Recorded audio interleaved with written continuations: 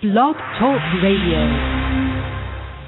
Warning, the following program may include profane language, controversial viewpoints, and perspectives on the true nature of reality so far removed from the status quo, they'll make your head spin like a top. Young children, corporate executives, and religious fundamentalists should turn away now. Good evening, planet Earth. Time for another edition of Extraordinary Year, the online show that puts everyday people like you with questions about 2012 on the road to understanding. I'm Tim Bravo, and I'm so thankful you've decided to join us tonight, 267 days until December 21st, 2012. Remember, if you like the show tonight, hop over to our Facebook page at facebook.com/extraordinaryyear and like us there too. Also, the chat room is open on the episode page, so go hang out and talk amongst yourselves. We have an exciting show for you tonight. The 2012 subject covers a wide range of topics, and who better to discuss any and all of them than one of my go-tos on the subject, Mr. Steve Beckow. Steve is a former cultural historian for Canada's National Museum of Man. He doesn't brag a lot about this. He doesn't brag about it at all, and I promised not to build him up, but I have to mention this. Steve is a member of Mensa in Canada, which obviously makes him a literal genius, and if that doesn't lend him any credibility, then I really have to ask you what does. He is the author of several books and articles on spiritual matters like spiritual evolution, enlightenment, and mapping out the spirit world, and he currently runs the 2012scenario.com. I'm going to disclose right off the bat here that I check that site pretty much each and every day, and I'm an ardent supporter of Steve and his work. And at this point, I really don't know of any aspect of Steve's point of view that I get from that site that I disagree with. So thankfully, Steve, thank you for coming in. It's an honor to have a discussion with you. Thanks for taking the time to sit down with us tonight. Thank you, Tim. That was quite an introduction. Well, I hope I didn't go overboard. No. Now, I know no, you didn't. Thank you. You just posted some breaking news in regard to David Wilcock and the Pentagon, and I want to get to that in a bit. But first, I think it's important we sort of set the stage. So, my first question, are you aware of the show Jersey Shore? Have you watched it? I don't think I have, Tim. Okay. No, what is, well, I was going to say, about? Imagine I'm Pauly D from Jersey Shore. Well, it's about not a lot. To me, it exemplifies the complete distraction that modern pop culture has become. And I know that you are also kind of an authority on pop culture. So I was going to ask you to imagine I'm Pauly D from Jersey Shore. If you're not familiar with the show, then just imagine I'm somebody who's completely immersed in the status quo world, who doesn't have the foggiest notion about things like ascension or extraterrestrial reality or zero-point energy. With that in mind, what is it that I should know about the rest of this year, 2012?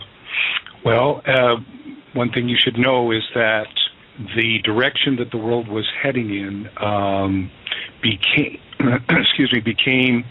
simply too negative, too threatening for the people of the world, to promise to make peons out of workers, or if you like, slaves out of workers, and to lose us everything that we gained over decades, if not centuries.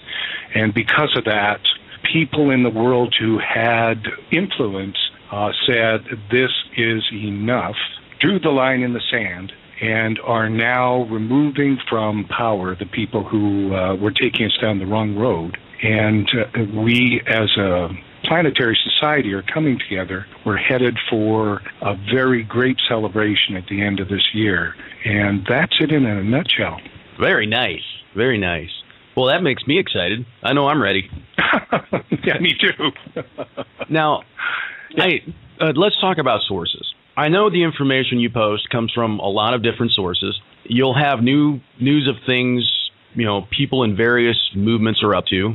You do a number of insightful editorial posts from yourself and your staff as well. And I see the occasional mainstream media article on something that advances or sort of underscores an aspect of ascension or Nesara or disclosure topics that people might not be familiar with. And then a large portion of the posts on the site are channeled messages. And for listeners who might not automatically understand what I mean by that, I'm referring to messages that come from a person or being who is not presently inhabiting a body in our dimension of reality, who is ostensibly speaking through the body of someone who is, kind of like Whoopi Goldberg's character in the movie Ghost, right? Yes, that's correct. That's accurate. Okay, so channeling. Yes, it is. It's my personal view that there's lots of evidence for the authenticity of channeling. I became open to channeling after becoming interested in the work of Edgar Cayce.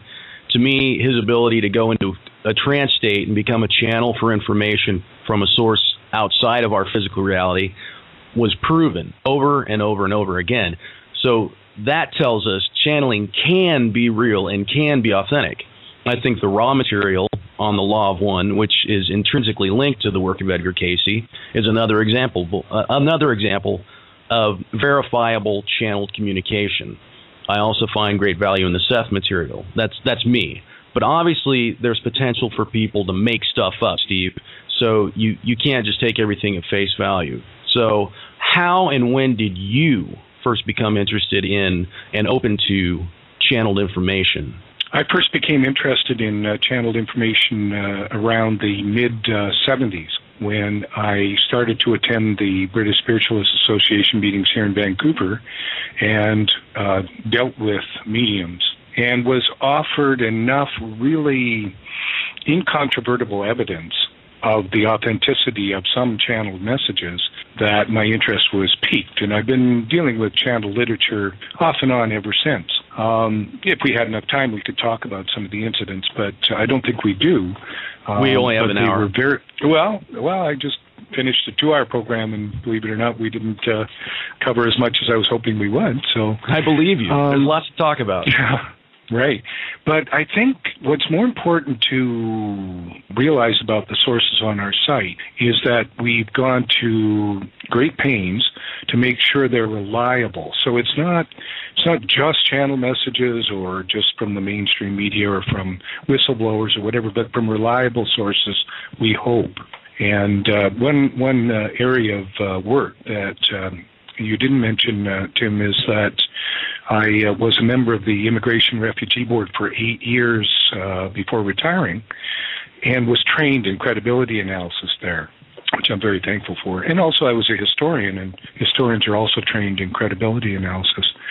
So we've subjected all our sources from wherever they're from to credibility analysis. And so it doesn't matter if it's a whistleblower, it doesn't matter if it's a channeled source, wherever it is. If we become aware that they're not credible, not reliable, not dependable, then off they go from our site. So I think that's the criterion that's uppermost in our minds. Are they reliable? Oh, well, that's a good point. And I guess I have seen a source or two just kind of disappear into the dark night without much fanfare, but just either they're not Yep. either they're not producing or they're being ignored. So, but that's right. I had heard a while back about your work in the immigration service, and I think that work in that training in credibility is something that I wasn't aware of, and actually, that just bolsters things for me. Well, it was a legal training. I listened to refugee cases. I actually didn't have anything to do with immigration, but I listened to refugee cases, and you couldn't get it wrong there. You really had to get it right, because if you didn't, you were sending some person back to torture or worse. So it was very important to be accurate in your analysis. Well, and it seems to me that many of the channel messages you do post on the site corroborate each other, even while coming through different people on different continents who probably aren't even in touch with each other. Yes, yeah, from different continents, from different age groups, from different backgrounds. I did a book called New Maps of Heaven back in, I think, 2007, and that was channeled messages on the afterlife. And it's even more startling to see the corroboration of messages from across centuries and in different countries, and it's quite dramatic. So, yes, that is one element of corroboration. Do the messages stack up with each other? But I need to add that in my readings with Archangel Michael and some people may say, Archangel Michael, are you kidding? You really think you're speaking to an archangel? And the answer is yes. He said that we send messages through different channels because some people will hear it in this language and some people will hear it in that language. The messages can be different and sometimes they're not, but they're usually in different language. So that if this channel turned that person off, they might still hear it from this other channel.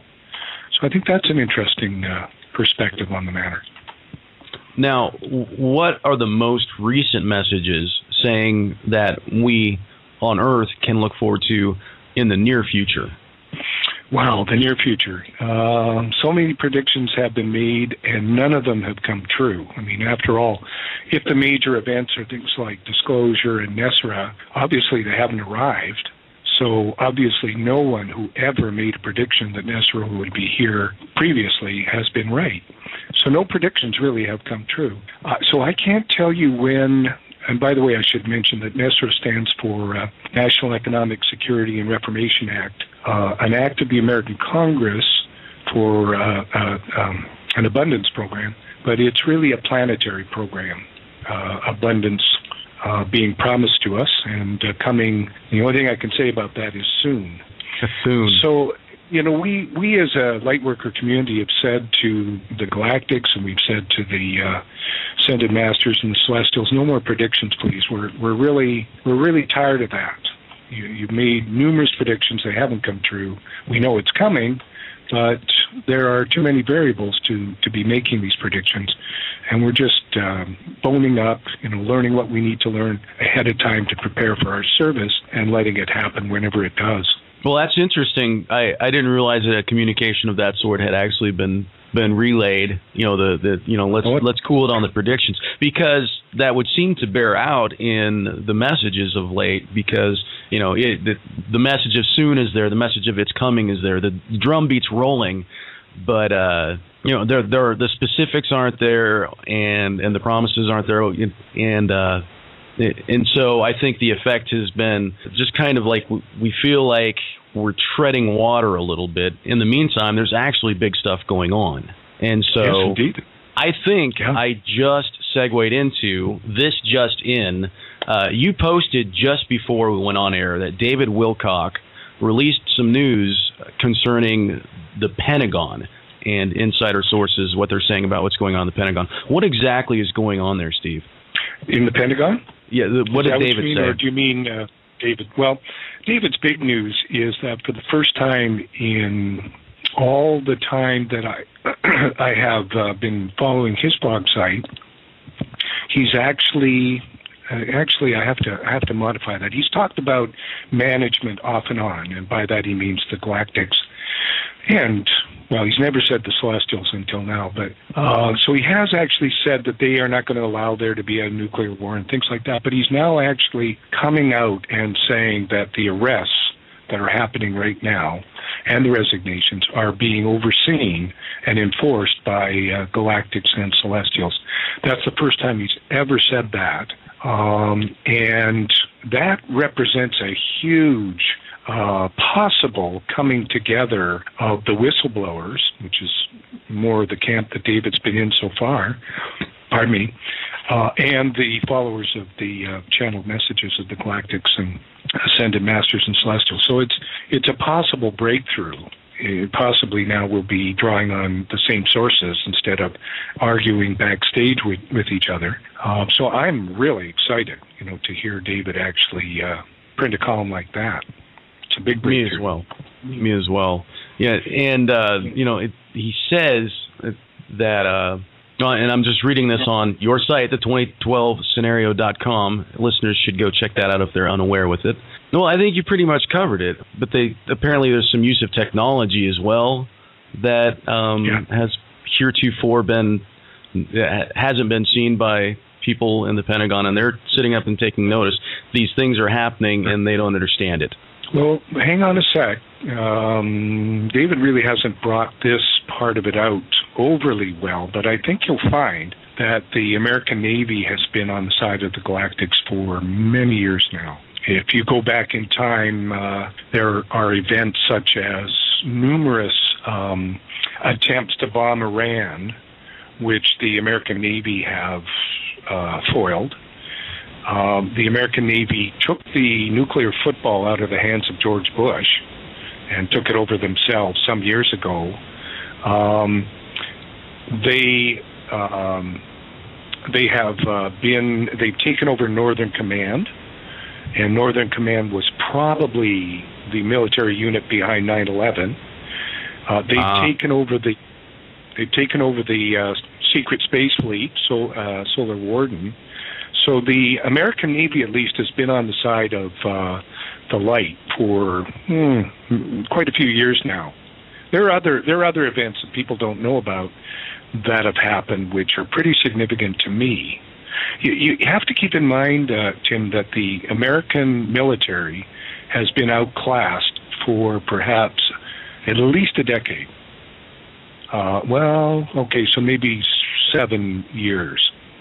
The Chinese and Russians and Iranians have missiles that can take out an aircraft carrier and are unstoppable. The Chinese military has put Trojans in every computer motherboard used by the American military that will fail under military conditions. I could go on and on and on listing the problems that the American military have. They wouldn't be able to fight a war. They've been licked for perhaps 7 years. And in fact, it's amazing that the opponents who know they're licked haven't taken advantage of it, but they haven't. So the Navy has been on side for a long time. I think the Navy is part of the Pentagon, isn't it? Yeah. Is it not? I think. Well, I believe so as well. I'm pretty sure that's all branches of the service. Yeah. So I'm not as surprised as other people are that the Pentagon is on side with the Galactics. That's been the case for quite a while now, I think. Well, that would be a key ally to have in the side, on your side if you wanted to actually make major changes. They could either be, if they're against you, they could definitely be a thorn in your side, and if they're with you, they could be a thorn in someone else's side. So, yep. I'm very encouraged to hear this. Yeah. I'm not as surprised about the Pentagon, but I am surprised that David Wilcock would come out in public and say that aliens and angels have a part in this. There's just going to be so much that's going to break our paradigms wide open in the next few months. If a person doesn't become flexible and fluid, it's going to be a rough ride. Well, heck, I'm just ready for the ride to start. I'm strapped in, Steve. Yeah. Did you sign up for the Neptune?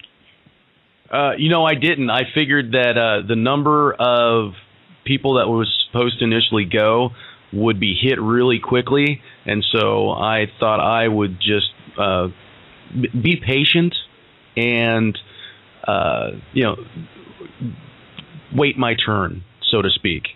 I didn't personally feel that I had anything to offer, and I was just delighted to kind of watch it all happen the way it did, and then as we know, it kind of got a little out of hand, and that changed matters.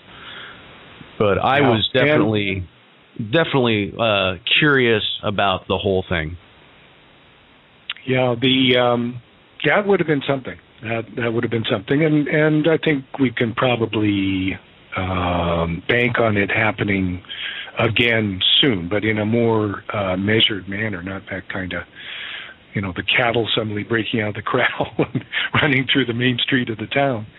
But that Bob Dean has gone aboard the ships, and he's talking about it. He tried to talk about it on Carrie Cassidy's show, and she didn't really give him a chance, but Graham Douillet on Our Galactic Family actually gave him an hour, and he went on and on about it. I haven't had a chance to listen to that episode, and it's kind of been on my little back burner list of things to get to. The fact that Bob was on that show, I imagine it was pretty electric. Oh yeah, wow, sure was, yeah, because that was I mean, that's what we had asked for. We'd said to Grenner, the president of the Intergalactic Council, that we want some tangible proof. And that's where this whole thing of going aboard the ships came up. And so here is Bob Dean saying, yes, I've been aboard the ships, and this is what they're like. Can I mention to your audience, lest there be a large number of people out there who are thinking that we're somehow going to meet little green men or gray men with big eyes or hot rocks or Tyrannosaurus rexes or something. All the people aboard the ships are human beings. The human template is widespread in the cosmos, and it can be reached by different lines. You can reach it by a mammalian line, or a reptilian line, or an insect line, or even a plant line, as Chiela, the gray that Dan Burish dealt with. He was a plant-based human. So, but the human beings on board the spaceships now that are here are our ancestors. They're Pleiadians, Andromedans, Arcturians, Sirians. They populated the planet. And they've been watching over us all this time. We just haven't wanted them to show their faces. So we're not going to meet green men or blobs, or we're meeting human beings just like us. That's important. Disclosure was really the next area that I wanted to get into, because it is such a big deal, and I think that we've just kind of blown the door open on talking about extraterrestrial reality tonight. But disclosure, to me, it just feels like now the event you've all been waiting for. And so, and when I say disclosure, I'm referring to an open disclosure by the governments of the world, by society, basically saying, look, this is real. This is what's been going on forever, and let's just look at it and deal with it and accept it as a civilization. And the way things look at this point, at this relatively late date, how and when this actually goes down is kind of on the tip of my mind, and I know a lot of people who are following these events. And I know we can't make predictions or anything like that, but does it sound like this thing that David is talking about is maybe step one, or what?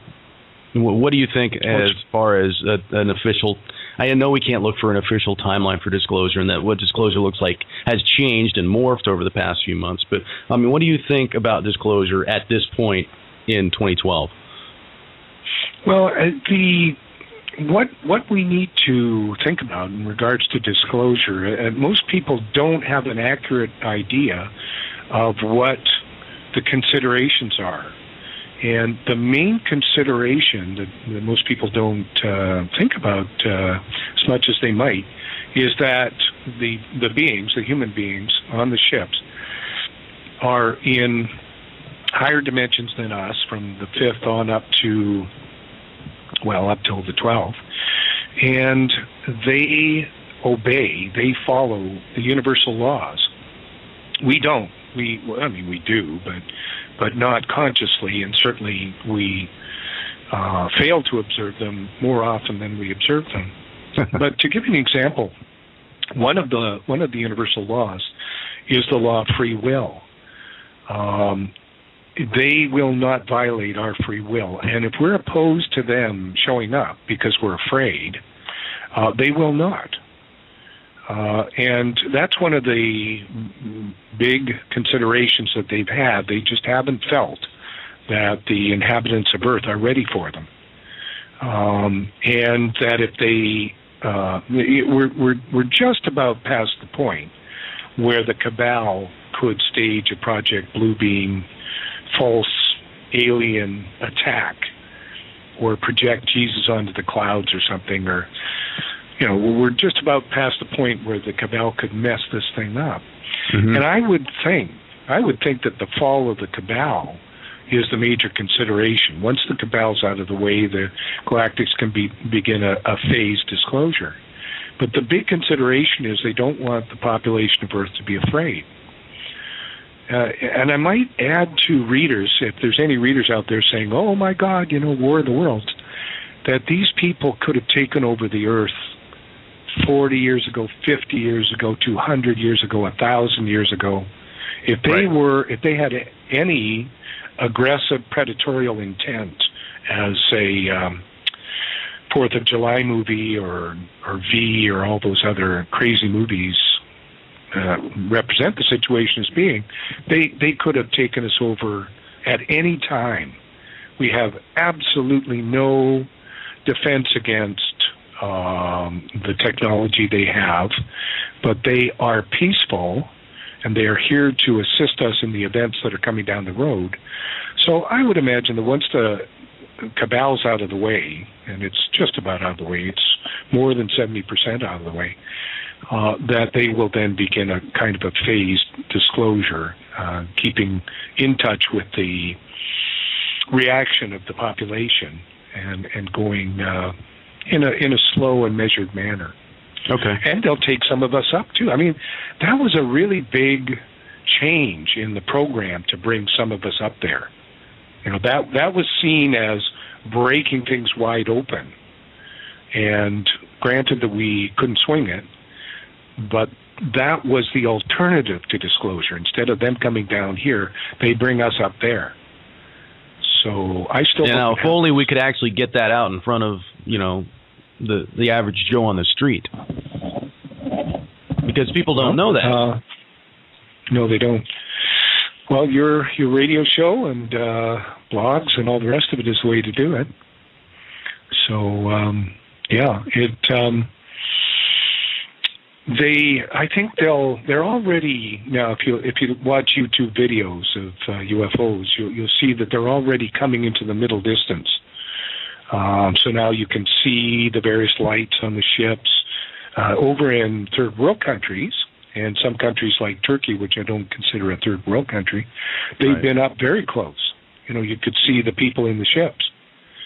So they're gradually they're building their presence. Well, speaking of the average Joe on the street, joining us now is co-host Canada. Canada, what's up, buddy? Hey, not much. How are you doing? Now, Steve, his real name is David. He goes by Canada because he is from your wonderful country. David, I don't know if you know this, but Steve, our guest, is actually from Canada. He's in Vancouver right now. Oh, no way. I'm from my brother. Yeah. Where are you, David? Oh, I'm in Kansas right now. But I'm from Alberta. So is my brother, and he's living on Vancouver Island. So. Sure. My brother lives on Vancouver Island. Lovely area. Very good. Yes. Very beautiful place. Yep, absolutely. Where in Alberta? I'm from Cold Lake. It's a small Air Force base. It just became a city. Sure. It's known for its F-18 Air Force Base, but it's about 3 hours from Edmonton. Yep, absolutely. Very good. Moving along, the next topic I'd like to broach with you, Steve, is free energy or new energy. Tightly connected to the issue of extraterrestrial reality, I think, especially in regard to government cover-ups. You know, the energy, the free energy reality that most people don't even know about the possibility of free energy devices, let alone the reality of devices that we as a civilization actually know about that have been suppressed. And I personally believe that the truth of this alone would do more to change the world as we know it than just about any other aspect. So, Steve, can you tell us what your understanding is of what is on the cusp of being revealed to humanity in the way of free energy devices and the possibilities therein? Sure. Well, actually, free energy devices, the Soviets have had free energy devices, oh my gosh, since maybe the late 50s, but certainly the early 60s. And in fact, one of the reasons they wanted to have the nuclear arms reduction treaty was because that would leave them with free energy weapons and the Americans without nuclear weapons. So they would definitely be in control of the world. But not many people know about that. Chernobyl was an event that was caused by a free energy weapon, by one of the anomalies free energy weapons. Take too long to go into it, but it was a bleed off of energy that sought out a nuclear situation, and Chernobyl was the nearest nuclear situation. It blew up. But free energy, well, again, we have to widen our perspectives to understand free energy because most people don't believe in the divine, so they wouldn't accept the formless, they wouldn't accept the void, and yet the void is all energy. The divine, the formless, the transcendental realm is all energy. And infinite energy, and tapping into that energy is what free energy does. Is what free energy devices do. They draw on the energy of the void. And the Americans made this error a long time ago. They were agnostic or atheist, and they said the void is empty. And Stalin told his people, look for the place where the Americans make mistakes and then capitalize on that. And Russian scientists knew that Americans made the mistake of saying the void was empty. And they knew the void wasn't empty, that it was full of energy, so they went after the energy of the void. And, you know, they capitalized on that. So free energy devices take energy from the void, where all energy exists and arises from. And so it's infinite energy. And, limitless energy, absolutely limitless energy. Then it doesn't take fuel to burn to make the energy, is my understanding. It just comes in. Yes, direct tapping of energy from the void, yes. And can be used to run anything, really. Ships, cars, your house, anything. So we haven't needed oil since 1950, I think. I think it might be 1951. But since the 50s, we have not needed gasoline or oil. The Americans have had free energy devices since that time. The Russians have. Not weapons, but free energy devices. And in fact, probably Tesla had some version of this kind of thing. And if J.P. Morgan had not intervened with Tesla and stopped his research in this area, we probably wouldn't have been paying anything for electricity. But J.P. Morgan didn't want that. So we've had cheap energy since, perhaps the 20s. And yet the cabal, you know, the Illuminati, the military-industrial complex, call it what you will, New World Order, has had us paying through the nose for gas and electricity and oil, and it was not necessary at any point. So now the Galactics are assisting us to create free energy devices, and not only free energy devices, Tim, by the way, but replicators, which will allow us to cook our food, or for that matter, they may even produce food. They'll allow us to... air? How does that work? Not sure. I haven't seen a replicator, but certainly they're described on... They're described on my First Contact website, which is another website that I do. And, they'll be massively labor-saving devices. We'll also have robots that will save us labor. We won't have to work.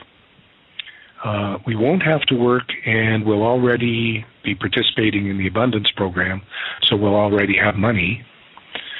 And once we pass through the planetary transformation on December 21st or earlier, we won't, after a certain break-in period, we won't use money. We won't need to use money. There won't be anything that... Go ahead. If I may, we're saying how these new resources of free energy are they're now coming forth, and how the ETs will help us bring them forward and present them to us. My question is, why so late?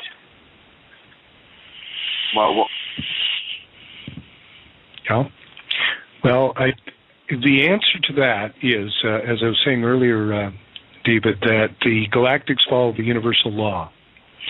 And so they won't force us to take certain steps. They won't force us to welcome them. They won't force us to move quicker. They won't force us to accept the sight of their craft in the skies if we're afraid. They have devices that read the collective consciousness. They know how we're doing, where we're at. It's not the galactics that took so long, it's us that took so long. That's a good point. Matt Steiny Lawless, is that you out there? I'm guessing that's a yes. Yeah, that is. Steve, we have another co-host just pulling in. We call him Steiny because he's a great fan of Albert Einstein and often brings great Einstein quotes on spirituality to the program. Good. Matt, did you have a question? I don't know about question. Well, I have a question. Is it hard to hear me right now? I'm in my truck. So. Well, glad you can make it, buddy. So is that a yes? You can hear me? Yeah, we can hear you. Okay. Okay. Well, I'm sorry, I heard you all talking about free energy, and if you know me, I'm all about free energy. Yes, particularly Brown's gas. Yeah. Well, I was actually going to move on from the free energy topic. Steve had brought up abundance program, and a lot of people might not quite understand what he means by that. We mentioned earlier, I think I mispronounced it, Nesara. Steve, you pronounce it Nesara? Oh, it doesn't matter. It's just initials. Yep. Well, I know I also have mispronounced the name of Salusa. After listening to Mike Quincy on Graham's show a while back, I always thought it was Salusa. So I'm finding that I'm reading these words and hearing them in my head differently than they might be. So let's talk about Nesara. While disclosure and free energy are definitely my pet subjects in relation to 2012, I dare say it seems that Nesara might be yours. Is that accurate? Oh, actually, I think what would be accurate is the Enlightenment is mine. But Nesara is definitely going to be the favorite subject of many people out there. I think you're breaking up. There we go. Yeah. It's going to be the favorite subject of many people because it's going to relieve them of drudgery. It's going to give them a future, whereas the way they were headed under the military-industrial complex is into having no benefits, no pensions, low wages, contract labor. So the outlook was bleak under the cabal, but under Nesara, or the abundance program, or the wisdom economy, as Sightings used to call it, they have a definite future and a great future. So things are definitely picking up. Taxes. Well, what exactly is it for people? I mean, for people who don't have any idea what we're talking about, what exactly is it? Well, what it mandates is it first of all turfs all the corrupt governments, brings in temporary administrations of honest people, and the Galactics have the ability to know who's honest and who's not. And then it forgives all debt, and then it gets money to people. It reduces taxes to just a small tax on non-essential goods, which pays for government. And it's coordinated with a lot of other things, like new healing techniques, free medical care. Especially the United States has been bamboozled into thinking about socialists, for instance. So if you have universal Medicare, it's called socialist. Mm-hmm. Well, we have universal Medicare in Canada, and it's the jewel in the crown. I mean, I don't think you'll find any Canadian who'd want to do without universal Medicare. But down there, the minute that it comes up, the Republicans and the right-wingers say, that's socialist. And everybody gets afraid. Right. Well, now you'll have universal Medicare. And you'll also have healing technologies that are much better than the things that Big Pharma has been peddling down there. They haven't arrived at cancer treatment yet. It's my understanding that cancer has been curable for decades. The cabal itself has been peddling pandemics, which they created in Fort Detrick. AIDS was a pandemic that they created, SARS, avian flu, swine flu, and they also then created a vaccine which is equally toxic, so they get you coming or going. They wanted to bring the population down from 7 billion to 500 million. And Nesara is going to get rid of them from government. It's going to bring in honest administration. It's going to give people money. The whole situation will turn around, and turn around very quickly. So there'll be, celebrations breaking out all over the place when people realize what's coming down the pike. Now, you're also involved in something called the Bridge Fund. And what is that? Yes. Well, the Bridge Fund grew out of an idea called the Lightworkers Fund, or the Hope Chest. Which the Lightworkers Fund, the Hope Chest, were simply funds that were created that readers would support, that then went out to lightworkers in distress. And we dispersed quite a bit of money. I don't know exactly how much. Once I did the Hope Chest, and Dave Schmidt took it over as director, somebody else approached me and said, when you did the Hope Chest, I knew that you were the guy to do this other thing. The Bridge Fund is a way to get money out to light workers prior to Nesara, so that the light workers have a rest before Nesara and can turn around and then assist with Nesara and other things. Mm-hmm. Having said that, the money, I can't say where the money's coming from, but if you read David Wilcock's articles, he says, well, he's got it all mapped out, and I agree that's where the money's coming from, but I can't say it myself. But we have been held up at every step by the cabal, who've demanded outrageous sums to put a stamp on a document. One of the people who's working to bring the Bridge Fund monies in had to mortgage his house to pay bribes to the Mexican government. And then the next step, the trading platforms went to another country, and they demanded $100,000 to put a stamp on a document. Oh, we just ran out of money. I mean, we don't have that kind of money to take care of these demands. So we've been bamboozled. Every week it's still said to be coming in, and it will come in, but we haven't been able to get around this tremendous corruption that's out there, as the last remnants of the cabal still try to keep all the money for themselves. So we don't talk much about the Bridge Fund anymore, because it'll just get people riled who are waiting for it to come in, and we're waiting too.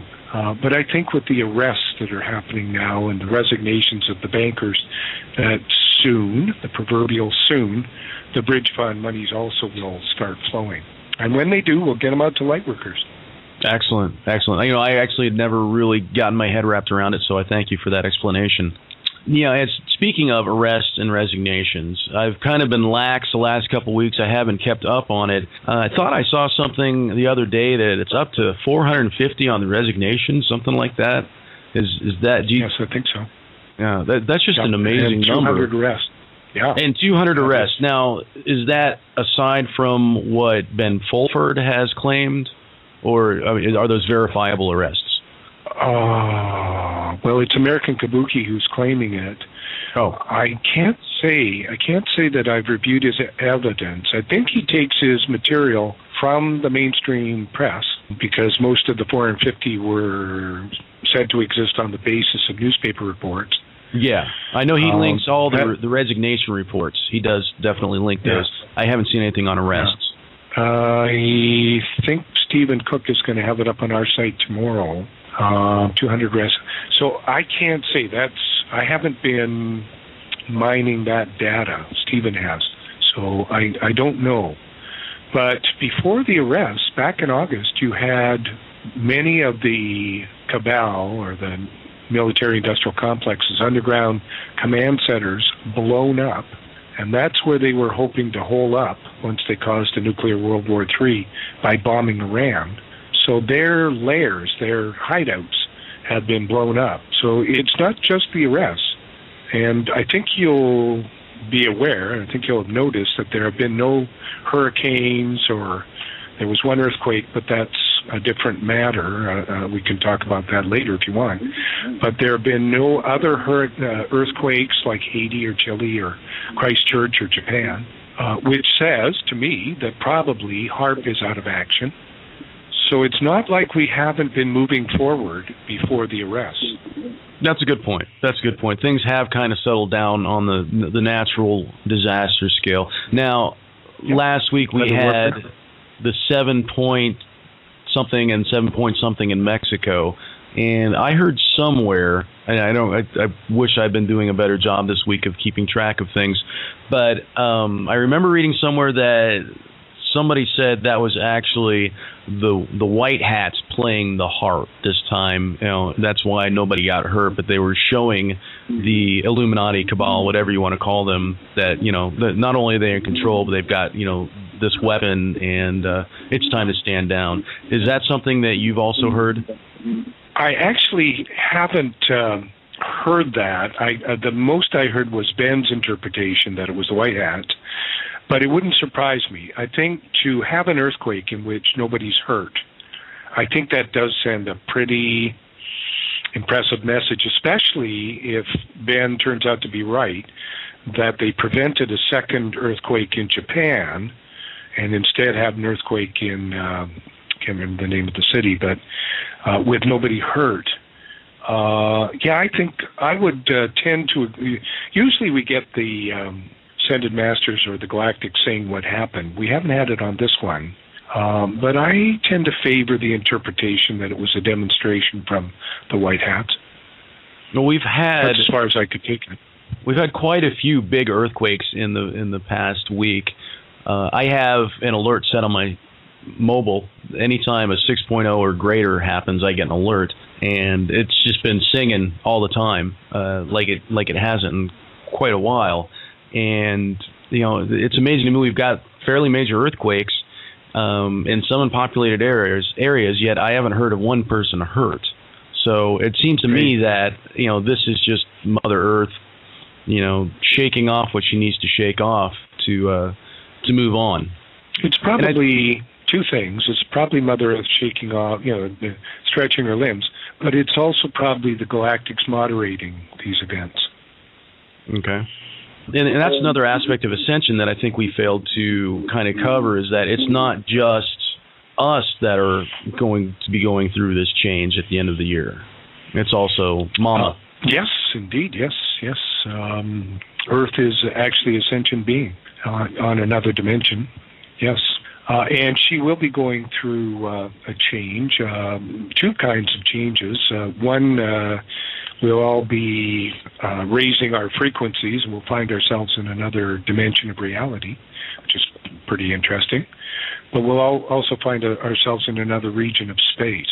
We're apparently moving, and I can't remember where we're moving close to. I can't remember if it's close to the Pleiades or Arcturus.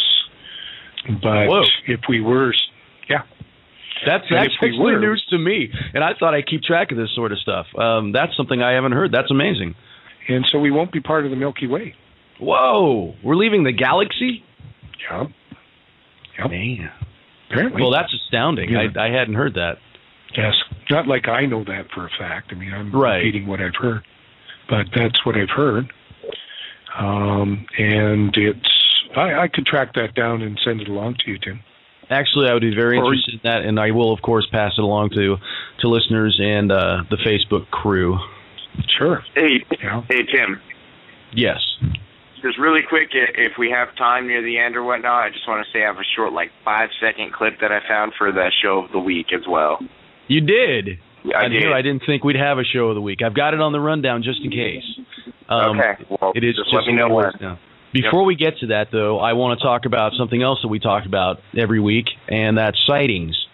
Have you had any sightings, Steve? Have you seen UFOs with your own two eyes?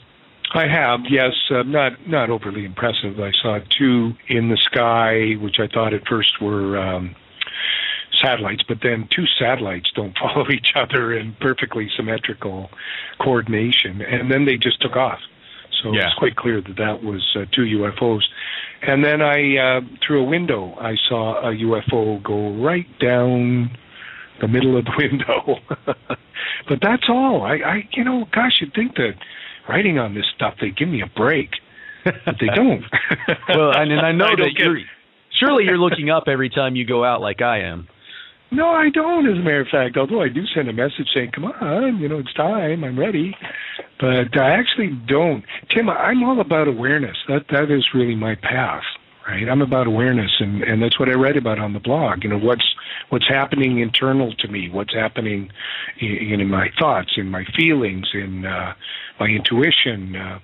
So that's what I'm about, rather than, say, watching for extraterrestrials and what have you. But I do that, but that's not where my heart is. Well, and I guess when the goal is ascension, really the thing to pay attention to is what's happening inside of yourself. I understand that, and believe me, I'm trying to work towards that myself. I just can't help looking for that external validation. I don't know if it's an ingrained Western thing or what have you, but I have been fortunate enough to see plenty of UFOs in the last year or so. Oh, really? Yeah. Now, when was the most recent one of those two sightings you just related? Oh, let's see. Last summer was the one through the window. Excellent. Yeah, last summer Monica and I experienced a few together. And it was very impressive and unimpressive. Like you, I thought I was watching a satellite and then another satellite, and then the one satellite moved to get out of the way of the other. And so I was like, well, that's... Wow. That's not a satellite. Yeah. So, well, I'm sure Monica, being a therapist, would appreciate the awareness path. Ascension is a form of enlightenment. Enlightenment is the purpose of life. For God to meet God is the purpose of life. All of life was created so that God could have an experience of him, her, itself, whatever you want to call him. And ascension is just one stage of enlightenment. Enlightenment goes on forever.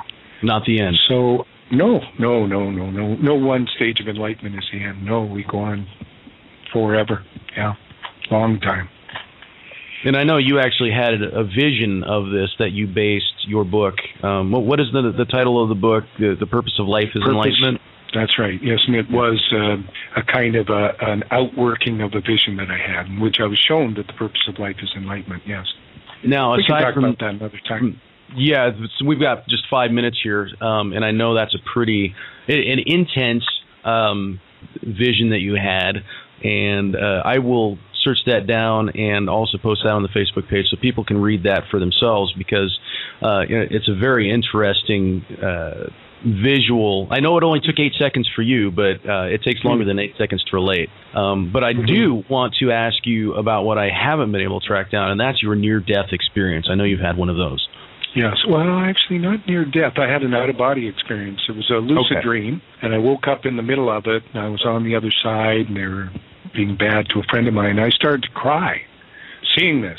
And when you can't maintain yourself on one level, when you burst into tears, you've got to go back a level. And I went back to my body. And in the course of it, I entered my body, and I said, what's this? It's something else. It's not me. And it turned out to be my body. Well, the minute you realize you're not your body, the fear of death evaporates. And that's really step one on this journey, right? Is realizing that you're not your body. That's right. That's quite correct. Yes, that's true. Now, it's 8:57. Did you want to do your show? Yeah, Dave, you want to hit us with that show of the week, buddy? Yeah, sure. Just really quick, it's Boondocks. It's the cartoon. It's mainly for adults, I'd say. The African-American family. And there's Huey. He's being followed by what the show tries to appear as an imaginary secret agent. And he goes into a little short commentary, and he actually goes in one at the end as well of the program. But I'm just going to play the first one he goes into really quick. Okay. Here we go. I mean, everything we see is a false reality. It's like Big Brother, The Matrix, whatever you want to call it. While we're watching each other, they're watching us all the time. Did you guys pick that up? This is one of those little snippets of truth that makes it into programming. And right.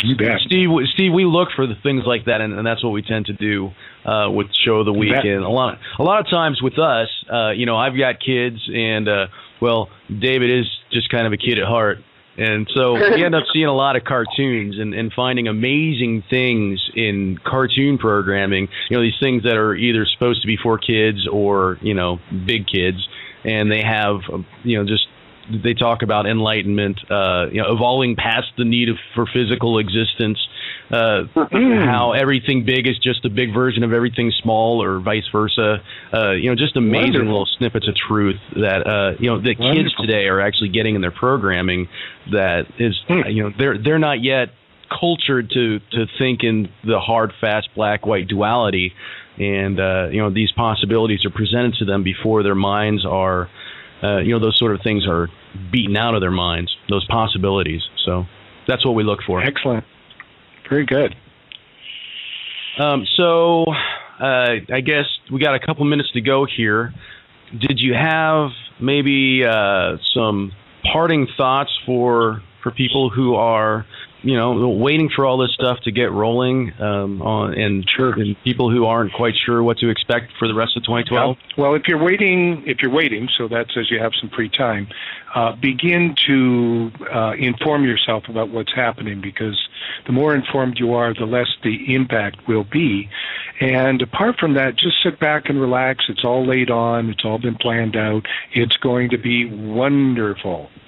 You'll like it, guaranteed. So just relax and enjoy the ride, and guaranteed to take you to a good place. Very nice. Well, Steve, thank you very much for joining us. It's been an honor for me, I have to say, and it just, it's such a wide-ranging discussion. I couldn't think of anybody else to cover all these bases, and so we thank you for coming on tonight. Thanks, Tim. Very much enjoyed it. See you again. Thank you. All right. Well, next week we discuss free energy reality with Gene Manning and Joel Garvin, authors of the new book Breakthrough Power: How Quantum Leap New Energy Inventions Can Transform Our World. Don't miss it, because I promise what you will learn will blow your mind and fill your heart with hope. So we're going to go. You can reach us at facebook.com/extraordinaryyear. Like us there. Spread the word, please. Check out Steve's website at the2012scenario.com, and hang on tight, kids. It's going to be an extraordinary year.